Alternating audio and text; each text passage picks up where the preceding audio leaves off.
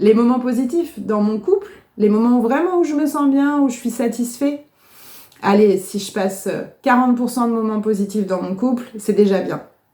40% de moments positifs dans mon couple? Mais ça, c'est pas entendable pour moi. Voilà la réponse de 1 répondant sur 4 dans le cadre de mon étude de besoin. Je suis Audrey Souchet, je suis thérapeute de couple et sexologue, j'exerce sur Orléans. Et en 2022, j'ai interviewé 129 hommes pour connaître leurs besoins en termes de satisfaction conjugale et sexuelle. Aujourd'hui, je fais un zoom sur de quoi avez-vous besoin pour vous sentir pleinement satisfait en couple. Ce qui ressort dans cette étude de besoin, c'est les points suivants. J'ai besoin de confiance. Les hommes expriment en premier lieu avoir besoin de confiance pour se sentir bien en couple. La confiance a 2 côtés. Je peux te faire confiance, je peux faire confiance à ma partenaire pour me montrer moi-même. J'ai le droit d'être moi-même avec toi. Tu vas pas m'abîmer. Tu vas pas te servir de ma fragilité pour m'abîmer devant mes potes, devant ma famille. Tu vas pas te servir de notre intimité pour me détruire. Ça, c'est la première partie de la confiance. Je peux être moi-même. Et puis la deuxième partie de la confiance, c'est je peux te faire confiance pour respecter le socle qu'on s'est fixé. Mais quel socle ? En thérapie de couple, je me rends compte que ce socle-là, personne l'a identifié, personne l'a travaillé. Ce socle, en fait, il passe par qu'est-ce que j'attends de la femme qui vit avec moi ? Qu'est-ce que j'attends de l'homme qui vit avec moi ?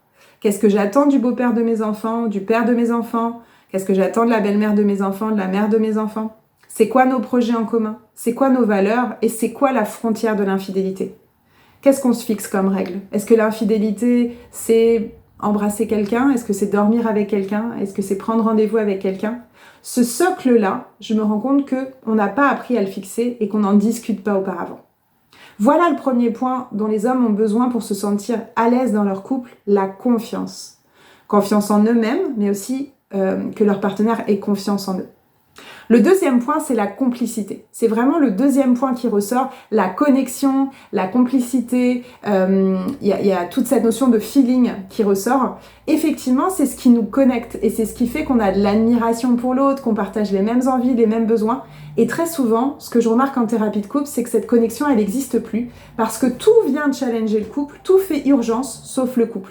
Je vous invite à reprendre des temps de qualité ensemble, à vous poser des rencarts, à mettre un moment sur l'agenda, toutes les semaines. Oui, toutes les semaines.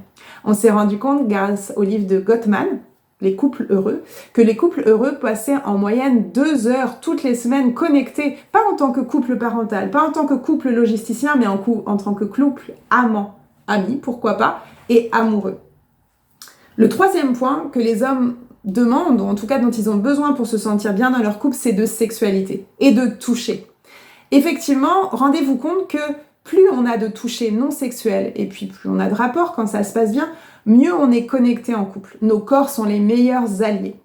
Si on ne se touche plus, que l'on ne s'embrasse plus, que l'on ne s'enlace plus, s'il n'y a plus de nudité, alors le corps de l'autre va devenir un danger ou une plante verte. En tout cas, il y aura de plus en plus de maladresse. Je me rends compte que les couples qui viennent me voir, qui sont pas bien, qui sont challengés, très souvent, il n'y a plus de toucher non sexuel, il n'y a plus de tendresse, parfois il n'y a plus de rapport. Et c'est la première chose à remettre en place. S'enlacer quand on rentre du travail, se regarder dans les yeux, s'écouter et s'embrasser. Le quatrième point que les hommes demandent, dont ils ont besoin, c'est du dialogue et une communication de qualité, de pouvoir échanger, comprendre, partager ses propres besoins, se sentir écouté, reconnu et compris. Ce sont nos besoins fondamentaux d'humain, mais encore plus par notre partenaire. Le dernier point, c'est du temps ensemble. Le temps ensemble, c'est ce que je vous parlais tout à l'heure, c'est ces fameux rendez-vous qu'on prenait ensemble. Donc, monsieur comme madame, prenez vraiment le temps dans vos agendas et faites de votre couple une priorité.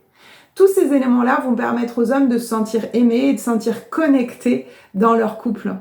Voilà quelques tips. Et puis, vous allez voir, au fur et à mesure, je vais interviewer des experts pour répondre à nos questions et pour vous aider, les hommes, à vous sentir bien dans votre relation. À bientôt! Ciao!